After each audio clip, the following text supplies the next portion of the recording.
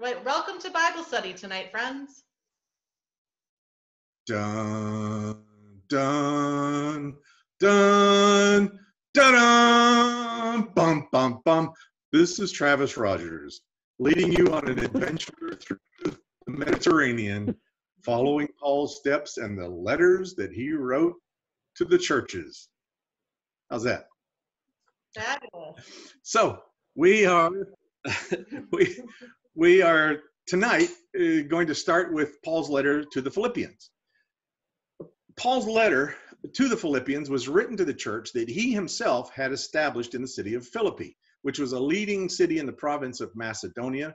They were located on the Via Egnatia, which was a major east-west highway linking Rome by way of the Adriatic Sea with Byzantium and the east. Philippi was a wealthy city, and they had the added distinction of being an urban center of the Roman colony, which gave the people a certain sense of privilege, including Roman citizenship. And remember, that's a big deal for Paul, because as a citizen of Tarsus, he was also granted Roman citizenship, and he wound up using that in the trial in Jerusalem when he appealed to Caesar by saying that he was a citizen of Rome.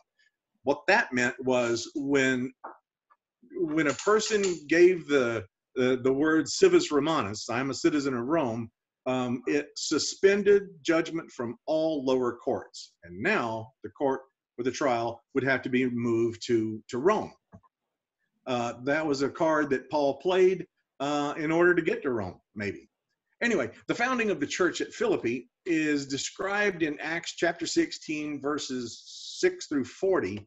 But that account actually doesn't provide a whole lot of help in interpreting the letter to the Philippians, except for confirming the fact of the prominent role of women in the church. Paul probably visited Philippi once or twice after having founded the church and maintained a particularly cordial relationship with the congregation there.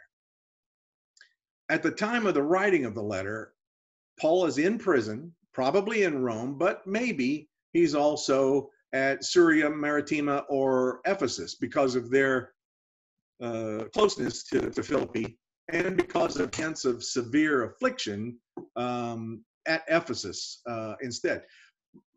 But because there's no real consensus of Paul's place of imprisonment at that point, there's no consensus on the date of the letter either. You'll see some people who will move it earlier, and mostly earlier in the time. Some suggest that maybe it was as early as 52, but as Walter Harrelson used to say, in my judgment, Paul was in fact writing from Rome, and the year is probably 62. It's not long before Paul's execution. So what prompted Paul to write? The immediate occasion was that he had a courier. He had somebody who could take the letter. Without a regular postal service available in that region, travelers were often asked to carry letters on behalf of persons if they happen to be going by that way or to that place. So Epaphroditus, he's a member of the church at Philippi, who had earlier brought a gift to Paul from that church. He's going to return home, and so he provides a ready means of delivering the letter. There are other reasons for Paul wanting to communicate with them also.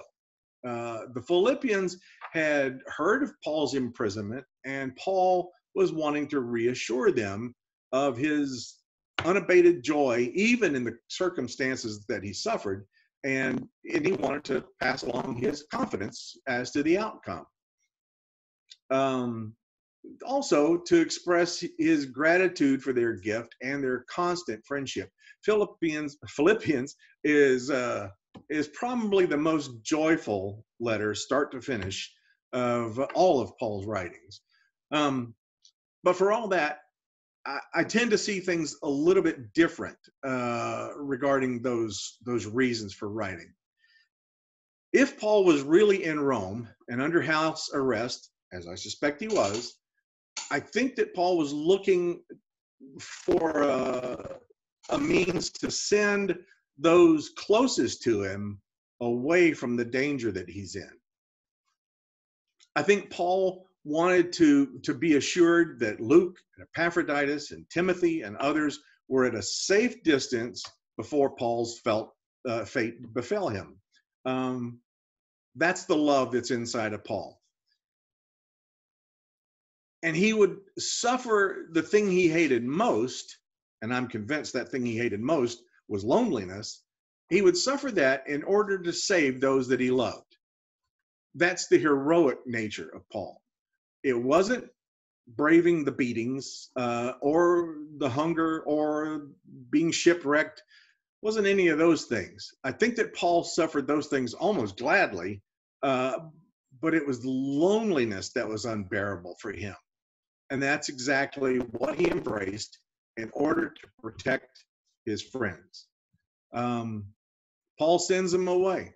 It's the most loving thing he can do, and he gives them a mission and a reason to depart. Which is why when you look at the end of the book of Acts, because remember, Luke is there with him, in the book of Acts, it doesn't talk about the death of Paul. In fact, at the end of Acts, Paul is still alive and all is well. Because Luke wasn't a witness to the death of Paul, nor was Epaphroditus or Timothy or any of the rest of them. Well, for the writing in the church at Philippi, the church there had certainly faced some problems, but there's no real consensus over the nature or extent of those problems. Certainly the church was engaged in a struggle like Paul's. That is to say, there was persecution going on by the non-Christian authorities in Philippi. And Paul wanted to encourage them through his own example with an exhortation to stand fast in their faith. But there were also warnings of other sorts of opponents. There were people who were presenting a gospel that was different from Paul's. Paul calls them dogs and evildoers and enemies of the cross. Those are all his phrases that he uses there. And various groups have been suggested as the object of those warnings, whether they were Jewish missionaries who were coming to uproot the newly planted Christian church, or are they Jewish Christians, or are they Judaizing missionaries, libertines, antinomians. Antinomians means those who believe there was no law. Those who would preach freedom from moral restraint. Jewish Gnostics, perfectionists who claimed spiritual and moral superiority, and those called pneumatics who believed that they had already been raised to a new life. Some scholars see the threat to the community by two or more of these groups.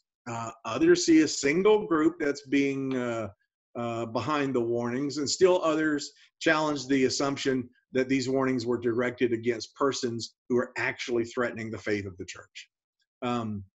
They suggest instead that Paul mentions these people as part of his argumentative or rhetorical strategy, which was familiar in the moral discourses of his time, by showing the contrasting behavior of friends and enemies in order to build up the church and for their motivation.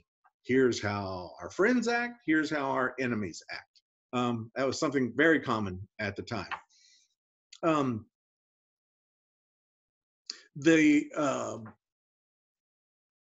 It also shows,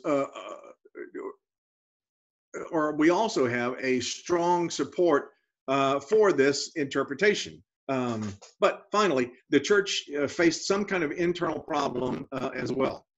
There's a repeated admonition in Philippians to think the same thing. And that points to some tension inside the congregation.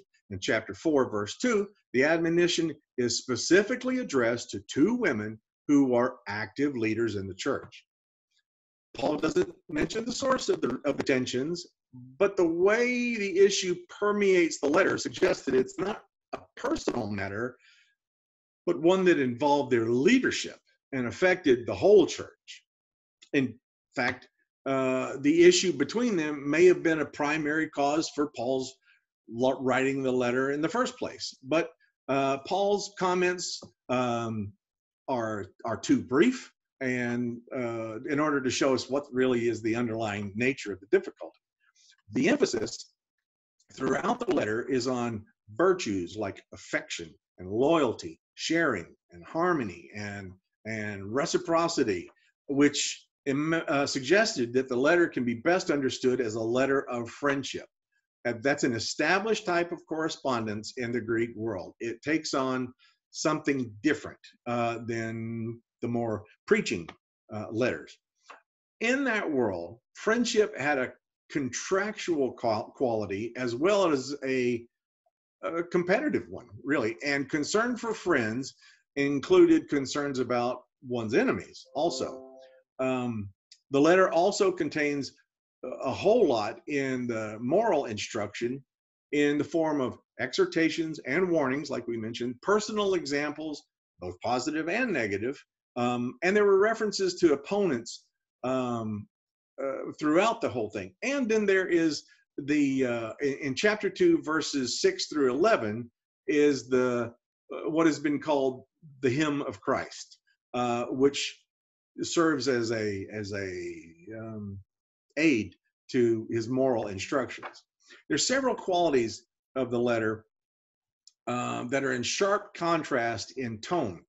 At chapter 3, verses 1, there's the postponement of the expression of his thanks for the Philippians' gift until the very end. Some scholars have been led to suggest that the letter, as we have it, was composed of fragments of 3 independent letters that were written that had all been combined into one. Those letters are defined as approximately chapter 4, verses 10 through 20, which was an initial letter of thanks. Then chapter 1, verses 1 through chapter 3, the first part of verse 1 is, and then a third one is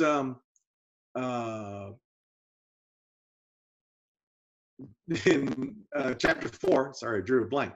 Chapter 4, verses 2 through 9, and 4, verse 21 through 23, which was the letter that was sent back with Epaphroditus. The first part of the verse on, pardon me, the second part of verse 1 of chapter 3, running through, like I said, chapter 4, the first part of verse 1, may be a letter that was actually attacking some of the Judaizing missionaries that had come. Close analysis, though, supports, and I believe this, it supports the integrity of the letter, because all the sections of it are thematically and rhetorically, literarily tied together. This isn't one of those letters that had suffered at the hands of an editor, like we talked about with 2 Corinthians. Once again, in my judgment, the letter is a single unity written by one guy, Paul, that was before his execution. The fact that there are overlapping sections and sometimes vaguely defined transitions makes the letter difficult to outline, but that seems the main proof that it's not written as a theological treatise, as much as it was a letter of warmth and affection to a congregation that was still close to his heart. As you read it, and as you're getting to the end, it's like his thanksgiving and his benediction is very, I'm going to stick with the word warm. This is a community that Paul really, really loves. He has a great familial relationship with them, and he says in one verse, "You've never given me a cause for heartache." So the letter to the Philippians is probably the last letter written to any church by Paul. At the same time, as Paul had composed his letter to this church, he concludes, apparently, his correspondence with a letter to an individual. That takes us to the next letter from Paul, and that's the letter to Philemon. Boy, it's short. It's only about 1 page in text, written text.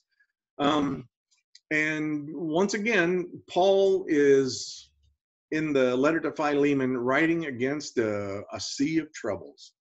Paul was in jail, and he had to, he couldn't see the people that were involved, 2 guys that he really loved, couldn't see them, couldn't get close to them, couldn't put his arms around both of them, and yet he's got to find some way to fulfill his commitment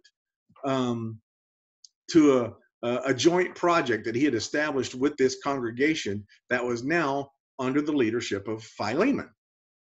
Philemon and Apphia and Archippus. Those were the 3 guys who were in charge of the church there. So Paul's having to write this letter while he's still in chains. And so Paul sends a representative in the person of Philemon's own brother, Onesimus. Paul describes them as being brothers in the flesh and in the Lord.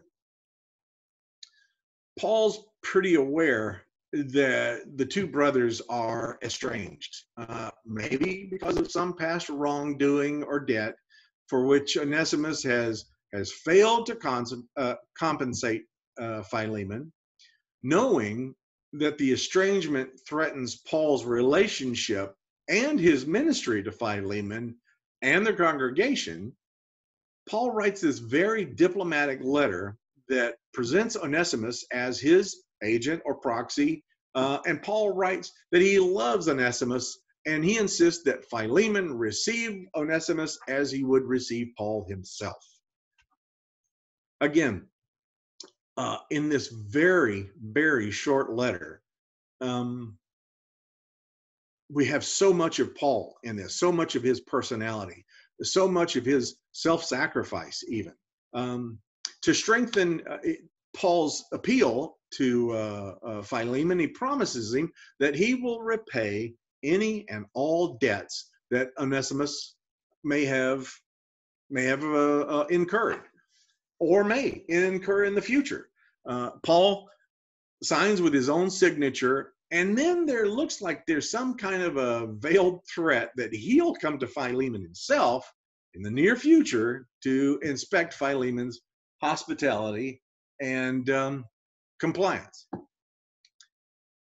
So the traditional interpretation of Paul's letter is that Paul is stepping into the middle of this conflict on behalf of a repentant runaway slave, and Paul is trying to reconcile the slave with his angry slave master.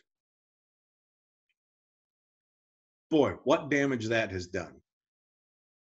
A careful reading of the letter nowhere suggests that Onesimus belongs to Philemon. Nowhere does Paul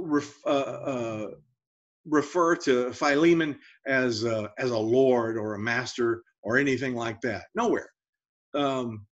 So to identify Onesimus as a slave falls within chapter 2, verse 6, where Paul writes, "Receive him no longer as a slave, but more than a slave."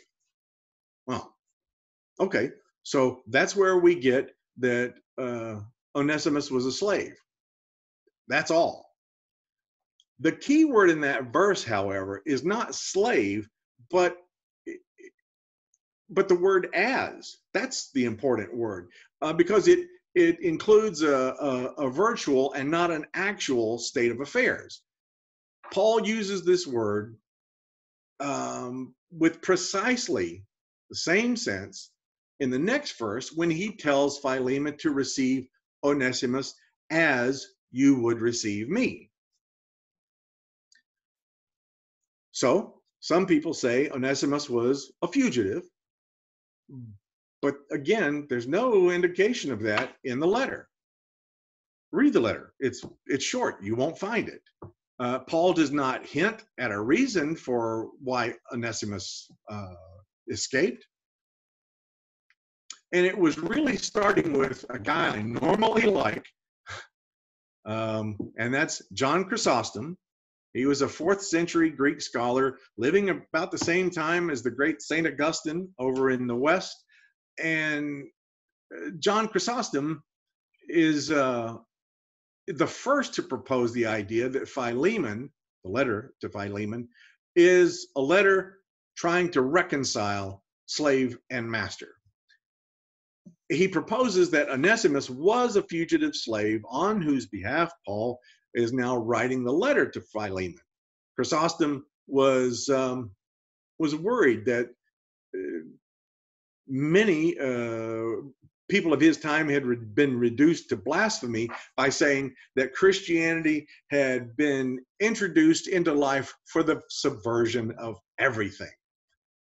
Well, Pastor Elizabeth asked before we began, is there any one verse that sticks out to me? And I mentioned Galatians chapter 5, verse 1. It is for freedom that Christ has set us free. Well, with that kind of idea, there were some in John Chrysostom's time who were saying that, there's complete freedom. There's freedom from any kind of restraint. There's freedom of individuals. That during John Chrysostom's time, masters were having their servants taken away from them, and sometimes in a rather violent way. So Chrysostom was addressing the damage being done to the Christian community, which is publicly associated with the aggressive freedom of slaves. Now, Chrysostom was a great admirer of the Apostle Paul, and he was rather annoyed that the letter to Philemon was being dismissed by some of his contemporaries as a trifling matter because it really had little to contribute to Christian dogma and doctrine.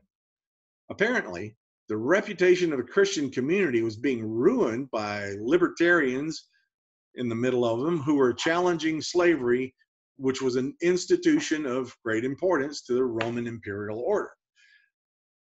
So the letter of, now let's fast forward ahead a few centuries. The letter to Philemon then becomes, sadly, in the subsequent history of its interpretation, a legal brief of slavery, in support of slavery. In America, the pro-slavery advocates would always refer to Philemon as what they called the Pauline Mandate. This was a biblical sanction of American slavery. Plantation owners understood that Onesimus is a runaway, and so they cited Philemon in support of the fugitive slave laws, which required the return of runaway slaves to their masters under the penalty of law, even when the fugitives had escaped to free states. If you saw the movie 12 Years a Slave, there were these guys who were in a free state who captured the free man and took him back as if he were a runaway, took him back south. Now, some Christian leaders were not committed to the slave regime, and they insisted on an alternative interpretation of Philemon. I'm still talking about in American slave history. The African-American slaves had protested that the letter, number one, isn't truly Pauline, and it doesn't contain the gospel.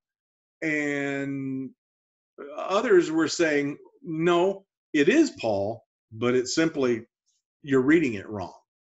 So according to the abolitionists, the letter says nothing about Onesimus' servile status.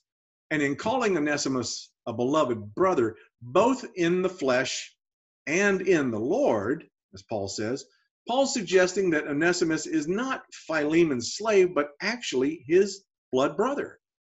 That is, in the flesh. And brother in faith, by faith in the Lord. Other interpreters suggested that the letter does not take a position on slavery at all.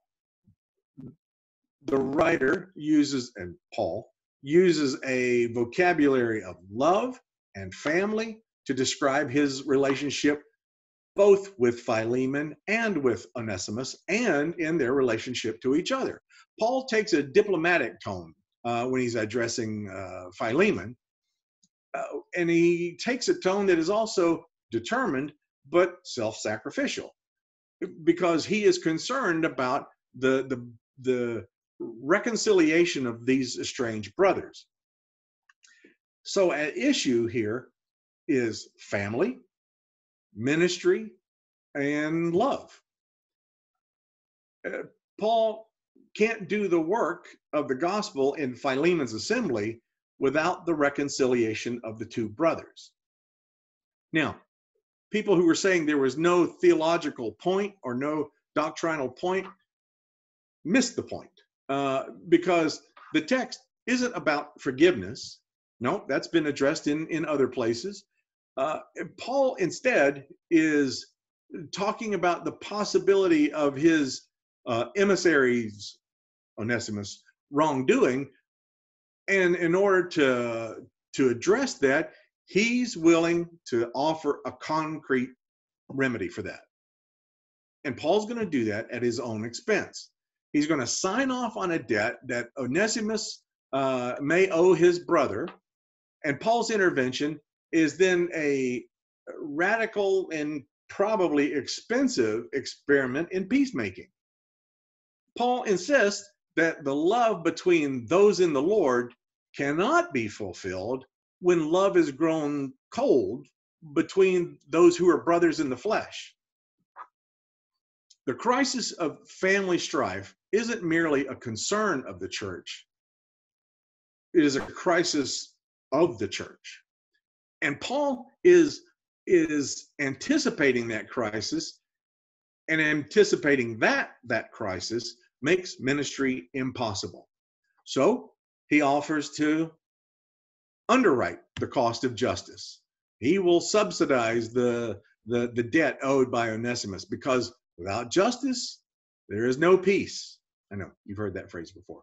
And without peace between the brothers, there can be no ministry. I say brothers meaning Onesimus and Philemon. Between siblings, but also siblings in the Lord. Unless and until justice is served, God cannot be served, is Paul's point. So his insistence on forgiveness in the face of injustice is a special pleading for what Dietrich Bonhoeffer would call cheap grace. That when there is such rank injustice in the world, and to simply call for some kind of blanket forgiveness, no, Bonhoeffer said that price is just too great to be so cheaply given. The debt has to be paid, which is why Paul, with no admission of guilt on the part of any of the principles involved, he doesn't talk about the guilt of Onesimus, although he's willing to pay for it. He doesn't talk about the guilt of anger and intransigence on the behalf of Philemon. And so he's saying that without any of that on the principles involved, he offers to expend his moral and financial capital to reconcile these two beloved brothers, both in the flesh and in the Lord. It is an extraordinary letter. It's one that bears close reading, because that's how much unity meant to Paul. That's how much that having siblings in the flesh and siblings in the Lord being in harmony with each other, how important that was to him, because like he said, you're not going to have any ministry. Ministry will be impossible when there is open warfare like that in the family, in the congregation. That's Paul's last letter that is what we call undisputed. There's only, 7 of them. Galatians, 1 Thessalonians, and 1 Corinthians, 2 Corinthians, Colossians, Romans, and Philippians. After that, it now gets a little more uncertain as to, did Paul really write this thing or other? That's going to be an issue, but we shouldn't make too big of an issue of it. For example, when we're talking about New Testament scholarship and historical criticism, we know that the 4 Gospels, for example, were anonymous in their original circulation. It wasn't until later that names like Matthew and John and Luke and Mark get attached. So what those names, what those credits, writing credits, what they mean is that they are reflecting the viewpoint of that particular person. So to say that, oh, well, Mark didn't really write Mark, or John didn't really write John, is really kind of missing the point of what the letters are about. They represented the communities of those apostles. And so they were written on behalf of the names of those to whom the community was so closely tied. So 2 Thessalonians. It was traditionally called the second because it was shorter than the first letter that Paul wrote to the Thessalonians. Because of its beginning in chapter 1, verse 1, which reads, Paul, Silvanus, and Timothy to the church of the Thessalonians in God our Father and the Lord Jesus Christ, it was attributed to Paul. Seemed like no-brainer, right? But in the late 18th century, biblical scholars who were using a new method at the time called historical critical study. And remember, critical doesn't mean fault finding, although it usually does include that, but it means critical as in detailed analysis. So with this historical critical analysis of the New Testament, we wind up being a little skeptical about Paul's authorship of the letter. Then 20th century scholarship provided evidence for us that Hellenistic writers would very often write in the name of a revered teacher, either to honor them or to enable their teachings to carry on, to be applied to new situations. If we understand that, then some of the doubts that's been expressed about authorship of 2 Thessalonians are being considered again. Paul noted that, or no, sorry, not Paul. Scholars have noted that the outline of 2 Thessalonians is very much like 1 Thessalonians, including the rather strange feature of there being 2 Thanksgiving sections. When you look at Paul's letters, those Thanksgiving sections will occur usually within the first chapter. Sometimes it'll come later, like we were just talking about with Philippians, but it's usually one section. So in 1 Thessalonians, there are 2 Thanksgiving sections, and 2 Thessalonians follows the very same thing. Now, of course, it makes you start to wonder, well, in Thessalonica, is it accustomed to have 2? No, there's no other evidence from any other writing that this was something unique to the people of Thessalonica. Further, the vocabulary of 2 Thessalonians echoes very closely that of 1 Thessalonians, but its style is really, I'm going to use the phrase wooden, more wooden than Paul's very lively style that he uses in all the other letters. Paul's a very good writer, and 2 Thessalonians just doesn't look like it came from the same pen. It may have come from an adolescent pen of Paul, but that would have been before Paul ever got to Thessalonica in the first place. So 2 Thessalonians it doesn't have those affectionate expressions that is found so often in 1 Thessalonians. There's also a clear difference between, and this is the big point, between the second coming of Christ, eschatology, we call it, doctrine of the end times. So in 1 Thessalonians, in chapter 4, verses 13 through 18, we have the expectations of a return of Christ in near time, in near future, the very near future. But in 2 Thessalonians chapter 2, verse 1 through 12, now it's taken on the aspect of being unknown. We don't know when it's going to happen, and it's somewhere in the far distance. Now, while Paul may have changed his mind, that change would have had to happen pretty quickly. If both 1 Thessalonians and 2 Thessalonians had in fact been sent by Paul, Silvanus, and Timothy, then they necessarily would have had to been sent within a relatively short time of each other.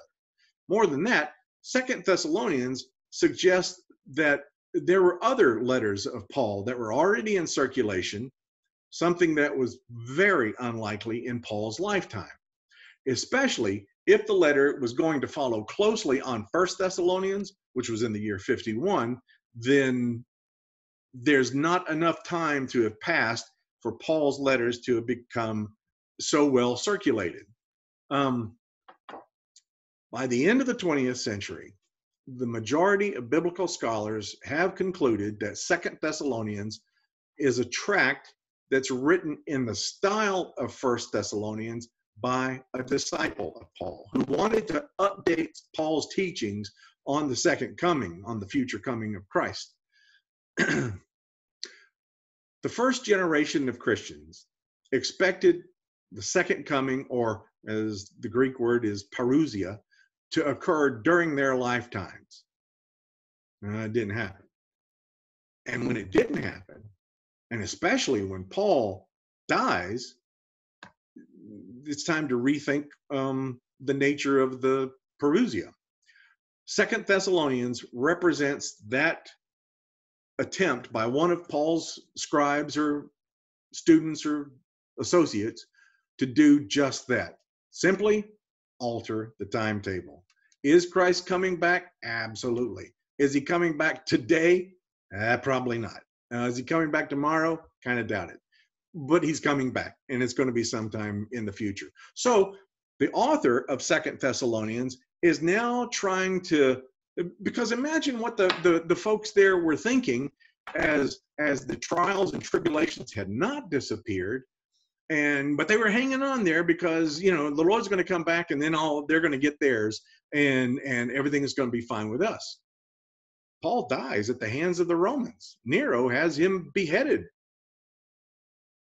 and still no return. Well, so a student of Paul would have wanted it to say, okay, look, let's revise the timetable here. Yes, he's coming back. Don't know when. So we don't know who actually wrote 2 Thessalonians, if it wasn't Paul. And we can only speculate about when the author did the writing. We can guess that the writer who composed 2 Thessalonians did so sometime after Paul had died. And I would suspect sometime soon after Paul had died. Some thought that maybe Paul was writing that, or that the author was writing this later in the first century, when writing letters in Paul's name had become more possible and popular. I think that it was the death of Paul that caused the rethinking of their understanding of the end times. During Nero's reign, Christian groups were beginning to face increased pressure and hostility within their own social context. And some of them were turning to a renewed hope in the return of Christ in light of all those pressures. The author is probably from a Christian group, maybe one of the churches that Paul had established. Maybe somebody who had read First Thessalonians. I mean, clearly they've read First Thessalonians, because in writing this new one, they use a lot of the structural devices that we find in First Thessalonians. Again, could have been one of Paul's associates or scribes. He was writing with good intention to resolve the problems that Christians of his day were facing, and he chose to do it in the name of Paul, the founder and hero of his church. Obviously, Paul's name is a name who would be heard and heeded. Writing as the apostle himself, the writer urges his readers to keep the faith and to maintain their hope, but don't expect the end of the age in the near future, not in the immediate future anyway. God's plan for the end was in process of being implemented, but believers shouldn't be too eager. Rather, live only for today and for tomorrow, and tend to the needs of today. Take responsibility for your actions. Again, a theme that Bonhoeffer would make great use of by saying, stop thinking that the Lord is going to come back and deliver us from the Nazis. We have to take responsibility. So the writer of 2 Thessalonians is saying, suffer boldly and wait faithfully for the day of judgment, the day of the end, when all of your longings will be fulfilled and your afflictions will be vindicated. So even if the letter is not Paul, and it is probably not, the letter is uniquely important in seeing the shift of the eschatologies, the doctrine of the end times. These writings are called pseudonymous writings. And I don't like it when they use phrases like forgery, because it makes it sound like there's some bad intent. So we shouldn't think of these pseudonymous writings as forgeries in the sense of propagating a falsehood. Rather, and this was common in the Greco-Roman world, these letters were written in the names of famous people in order to give weight to the importance of the message. And like I said, in order to propel that message to a new audience or a new situation. The 2 Thessalonians is the first and probably earliest of these pseudonymous writings. They're often called Deutero-Pauline writings, meaning not undisputed writings of Paul, but rather a second Pauline canon. Deutero just means second. Next time, then, we're going to look at the others that carry great weight in the church. The epistle to the Ephesians is a powerful letter. Is it written by Paul? Probably not. But it is certainly written by somebody who is very, very familiar. I'm going to use the word intimate with Paul's theology and Paul's understanding. It represents Pauline theology, even if it's not from the pen of Paul himself. And then we'll talk about 1 Timothy, Titus, 2 Timothy, and that'll take us to the end. So here we are, wrapped up with part 3. And here's a good time for, if you have any questions or comments or tic-tacs, let me know. Thanks, Travis. I'm going to spotlight myself. I don't think I saw any things come up in the chat, but I had a couple questions that occurred to me, and so others share in the chat or get ready to share after. So first, for Philemon, I honestly don't remember for myself hearing that they could be blood brothers, Onesimus and Philemon.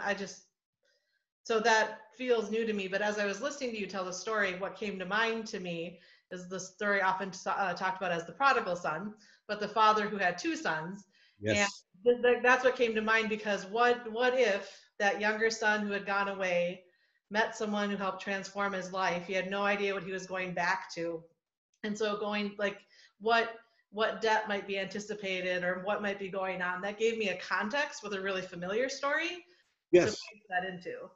Well, thinking about how inheritances worked in those days, it's easy to draw that correlation between the prodigal son and the elder brother and Philemon and Onesimus. I completely agree with that.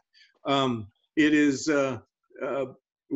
we don't know again what the debt was, but was it the very same case where he took his portion of an inheritance and left with it, spent it all partying, and now he's wanting to come back home? Well, he would be coming home in disgrace. Paul would certainly be looking to rescue a beloved brother from disgrace like that, and certainly would not want to send him back into a situation in the church where there's going to be open warfare between blood brothers as well as siblings in the Lord. So yeah, that is an excellent context for that. Yeah, I know we have always been told that Onesimus is a slave. It just doesn't bear out on the reading, especially when you're looking at the, as Paul's writing was, again, like I said, it's the as, you're treating him as a slave. Don't do that. Rather, treat him as you would treat me if I were there. So Paul uses a harsh image in slave, and that's obviously just intended to grab his attention and to maybe make him think, oh, I never meant it as a slave. I never thought I would have had treated him like a slave. And Paul is saying, yeah, that's kind of what you did though. So it's that, again, that section of brothers in blood and in the Lord. That's not, to say that is not a figure of speech. It is pointing to their sibling relationship. Well, and I'll ask the question that I have asked each week of like that nugget to carry forward. And maybe we've touched that on Philemon. And I had one that came to mind when you were talking about Philippians, Paul bearing loneliness to protect his friends. I was like, ooh, that hits for today. Doesn't it? Kind of, yeah. Yes.